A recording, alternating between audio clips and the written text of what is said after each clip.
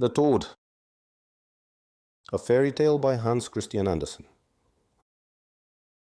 The well was deep, and therefore the rope had to be a long one. It was heavy work turning the handle when anyone had to raise a bucketful of water over the edge of the well. Though the water was clear, the sun never looked down far enough into the well to mirror itself in the waters. But as far as its beams could reach, green things grew forth between the stones in the sides of the well. Down below dwelt a family of the toad race. They had in fact come head over heels down the well, in the person of the old mother toad, who was still alive. The green frogs, who had been established there a long time and swam about in the water, called them well guests. But the newcomers seemed determined to stay where they were, for they found it very agreeable living in a dry place, as they called the wet stones. The mother frog had once been a traveler.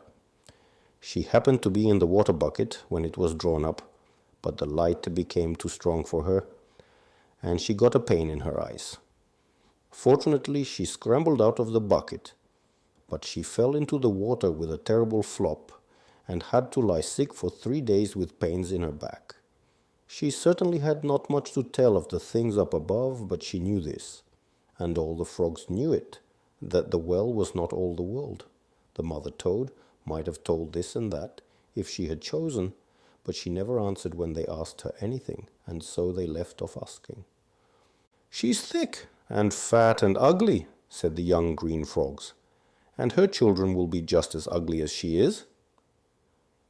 "That may be," retorted the mother toad, "but one of them has a jewel in his head, or else I have the jewel."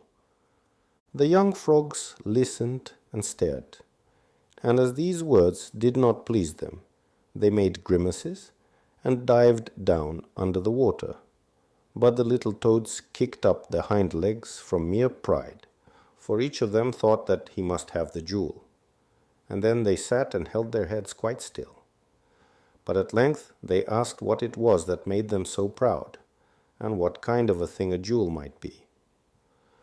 "Oh, it is such a splendid and precious thing that I cannot describe it," said the mother toad. "It's something which one carries about for one's own pleasure and that makes other people angry. But don't ask me any questions, for I shan't answer you." "Well, I haven't got the jewel," said the smallest of the toads. She was as ugly as a toad can be. "Why should I have such a precious thing? And if it makes others angry, it can't give me any pleasure. No, I only wish I could get to the edge of the well and look out. It must be beautiful up there." "You'd better stay where you are," said the old mother toad, "for you know everything here, and you can tell what you have. Take care of the bucket, for it will crush you to death. And even if you get into it safely, you may fall out. And it's not everyone who falls so cleverly as I did and gets away with whole legs and whole bones." "Quack," said the little toad. "And that's just as if one of us were to say, 'Aha.'" She had an immense desire to get to the edge of the well and to look over. She felt such a longing for the green up there. And the next morning, when it chanced that the bucket was being drawn up, filled with water, and stopped for a moment just in front of the stone on which the toad sat, the little creature's heart moved within it, and our toad jumped into the filled bucket, which presently was drawn to the top and emptied out. "Oh, you beast," said the farm laborer, who emptied the bucket when he saw the toad. "You're the ugliest thing I've seen for one while." And he made a kick with his wooden shoe at the toad, which just escaped being crushed by managing to scramble into the nettles, which grew high by the well's brink. Here she saw stem by stem, but she looked up also. The sun shone through the leaves, which were quite transparent, and she felt as a person would feel who steps suddenly into a great forest where the sun looks in between the branches and leaves. "It's much nicer here than down in the well. I should like to stay here my whole life long," said the little toad. So she lay there for an hour, yes, for 2 hours. "I wonder what is to be found up here. As I have come so far, I must try to go still farther." And so she crawled on as fast as she could crawl, and got out upon the highway where the sun shone upon her. and the dust powdered her all over as she marched across the way. "I've got to a dry place now, and no mistake," said the toad. "It's almost too much of a good thing here. It tickles one so." She came to the ditch, and forget-me-nots were growing there, and meadow-sweet, and a very little way off was a hedge of whitethorn, and elder bushes grew there too, and bindweed with white flowers. Gay colors were to be seen here, and a butterfly too was flitting by. The toad thought it was a flower which had broken loose that it might look about better in the world, which was quite a natural thing to do. "If one could only make such a journey as that," said the toad. "Croak, how capital that would be." 8 days and 8 nights she stayed by the well, and experienced no want of provisions. On the 9th day she thought, "Forward, onward." But what could she find more charming and beautiful? Perhaps a little toad, or a few green frogs. During the last night there had been a sound borne on the breeze, as if there were cousins in the neighborhood. It's a glorious thing to live, glorious to get out of the well, and to lie among the stinging nettles, and to crawl along the dusty road. But onward, onward, that we may find frogs or a little toad. We can't do without that. Nature alone is not enough for one. And so she went forward on her journey. She came out into the open field, to a great pond, round about which grew reeds, and she walked into it. "It will be too damp for you here," said the frogs, "but you are very welcome. Are you a he or a she? But it doesn't matter. You are equally welcome." And she was invited to the concert in the evening, the family concert. Great enthusiasm and thin voices. We know the sort of thing. No refreshments were given, only there was plenty to drink, for the whole pond was free. "Now I shall resume my journey," said the little toad, for she always felt a longing for something better. She saw the stars shining, so large and so bright, and she saw the moon gleaming, and then she saw the sun rise and mount higher and higher. "Perhaps, after all, I am still in a well, only in a larger well. I must get higher yet. I feel a great restlessness and longing." And when the moon became round and full, the poor creature thought, "I wonder if that is the bucket which will be let down, and into which I must step to get higher up. Or is the sun the great bucket? How great it is! How bright it is! It can take up all. I must look out that I may not miss the opportunity. Oh, how it seems to shine in my head. I don't think the jewel can shine brighter, but I haven't the jewel. Not that I cry about that. No, I must go higher up into splendor and joy. I feel so confident, and yet I am afraid. It's a difficult step to take, and yet it must be taken. Onward, therefore, straight onward." She took a few steps, such as a crawling animal may take, and soon found herself on a road beside which people dwelt. But there were flower gardens as well as kitchen gardens, and she sat down to rest by a kitchen garden.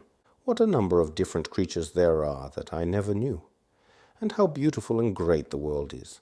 But one must look round in it and not stay in one spot. And then she hopped into the kitchen garden. "How green it is here! How beautiful it is here!" "I know that," said the caterpillar on the leaf. "My leaf is the largest here. It hides half the world from me, but I don't care for the world." Cluck, cluck! And some fowls came. They tripped about in the cabbage garden.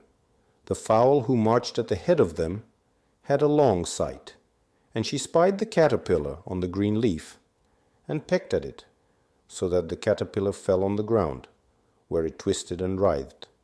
The fowl looked at it first with one eye, and then with the other, for she did not know what the end of this writhing would be. "It doesn't do that with a good will," thought the fowl, and lifted up her head to peck at the caterpillar. The toad was so horrified at this that she came crawling straight up towards the fowl. "Uh-huh, it has allies," quoth the fowl. "Just look at the crawling thing." And then the fowl turned away. I don't care for the little green morsel, it would only tickle my throat. The other fowls took the same view of it, and they all turned away together. I writhed myself free, said the caterpillar. What a good thing it is when one has presence of mind. But the hardest thing remains to be done, and that is to get on my leaf again. Where is it? And the little toad came up and expressed her sympathy. She was glad that in her ugliness she had frightened the fowls. What do you mean by that? Cried the caterpillar. I wriggled myself free from the fowl. You are very disagreeable to look at. Cannot I be left in peace on my own property? Now I smell cabbage. Now I am near my leaf. Nothing is so beautiful as property, but I must go higher up. Yes, higher up, said the little toad. Higher up. She feels just as I do, but she's not in a good humor today. That's because of the fright. We all want to go higher up. And she looked up as high as ever she could. The stork sat in his nest on the roof of the farmhouse. He clapped with his beak, and the mother stork clapped with hers. How high up they live, thought the toad. If one could only get as high as that. In the farmhouse lived two young students. The one was a poet and the other a scientific searcher into the secrets of nature. The one sang and wrote joyously of everything that God had created and how it was mirrored in his heart. He sang it out clearly, sweetly, richly, in well-sounding verses, while the other investigated, created matter itself, and even cut it open where need was. He looked upon God's creation as a great sum in arithmetic, subtracted, multiplied, and tried to know it within and without, and to talk with understanding concerning it. And that was a very sensible thing, and he spoke joyously and cleverly of it. They were good, joyful men, those two. There sits a good specimen of a toad, said the naturalist. I must have that fellow in a bottle of spirits. You have two of them already, replied the poet. Let the thing sit there and enjoy its life. But it's so wonderfully ugly, persisted the first. Yes, if we could find the jewel in its head, said the poet, I too should be for cutting it open. A jewel? Cried the naturalist. You seem to know a great deal about natural history. But is there not something beautiful in the popular belief that just as the toad is the ugliest of animals, it should often carry the most precious jewel in its head? Is it not just the same thing with men? What a jewel that was that Aesop had, and still more Socrates. The toad did not hear any more, nor did she understand half of what she had heard. The two friends walked on, and thus she escaped the fate of being bottled up in spirits. Those two also were speaking of the jewel, said the toad to herself. What a good thing that I have not got it. I might have been in a very disagreeable position. Now there was a clapping on the roof of the farmhouse. Father Stork was making a speech to his family, and his family was glancing down at the two young men in the kitchen garden.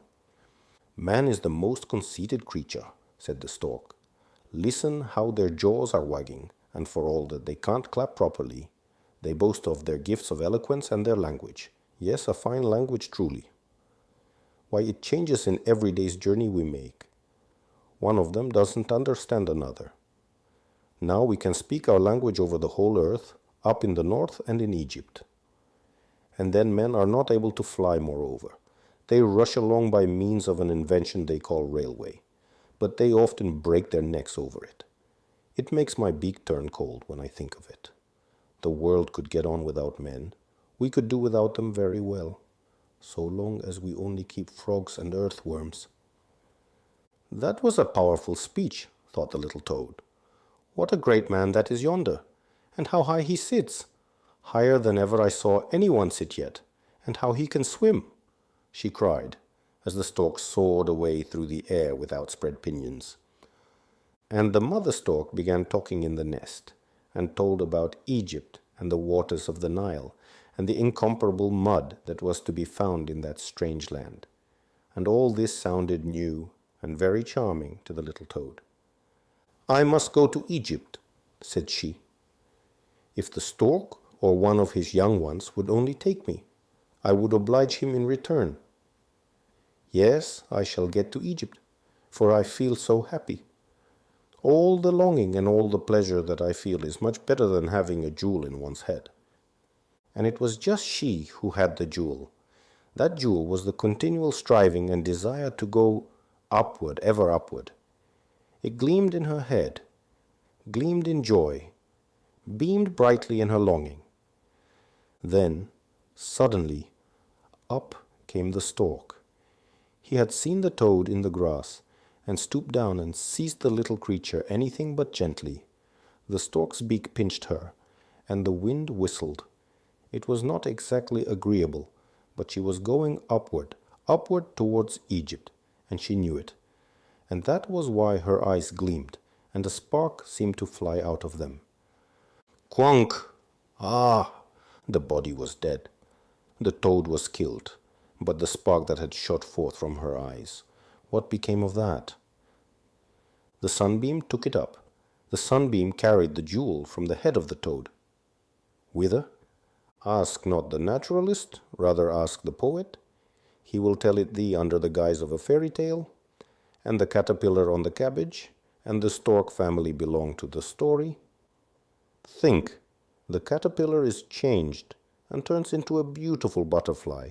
The stork family flies over mountains and seas to the distant Africa, and yet finds the shortest way home to the same country, to the same roof. Nay, that is almost too improbable, and yet it is true. You may ask the naturalist. He will confess it is so, and you know it yourself, for you have seen it. But the jewel in the head of the toad, seek it in the sun. See it there if you can. The brightness is too dazzling there. We have not yet such eyes as can see into the glories which God has created, but we shall receive them by and by. And that will be the most beautiful story of all, and we shall all have our share in it.